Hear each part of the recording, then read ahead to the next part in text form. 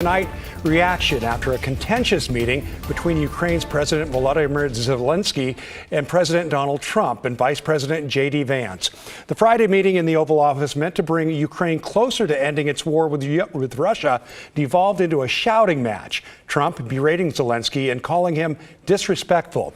Alma McCarty joins us now in the newsroom. Alma. Yeah, Tim, this afternoon I spoke with a member of Dawn. It's a local group striving to protect and assist Ukrainians here and abroad, to get her take on the explosive meeting between the world leaders.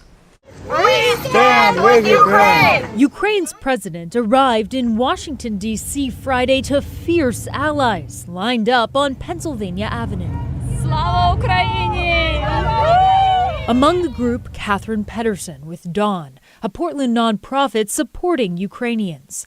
The country now more than 3 years into a war with Russia after the February 2022 invasion. We do pretty much anything you can imagine volunteers pitching in with, from fundraising to send money to folks on the front lines who most need help, to helping support Ukrainian refugees start a new life here. While she expected the Oval Office meeting between Zelenskyy and Trump to be tense, she didn't expect this kind of interaction in front of cameras. It was a disaster. You're right now not in a very good position.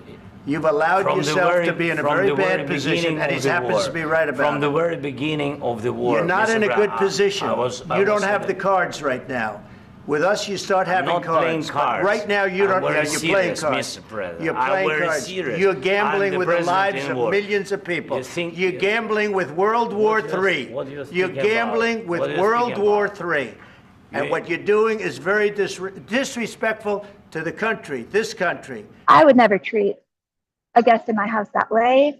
And I don't feel comfortable that someone elected to represent us treated a guest like that in our house. Zelenskyy left the White House after President Trump called off signing a deal that would give the U.S. access to Ukraine's rare earth minerals, a move to pay back the U.S. for billions of dollars in aid. Politicians backing the president, like Senator Lindsey Graham, applauded Trump and Vance for, quote, standing up for America. We want to be helpful. What I saw in the Oval Office was disrespectful.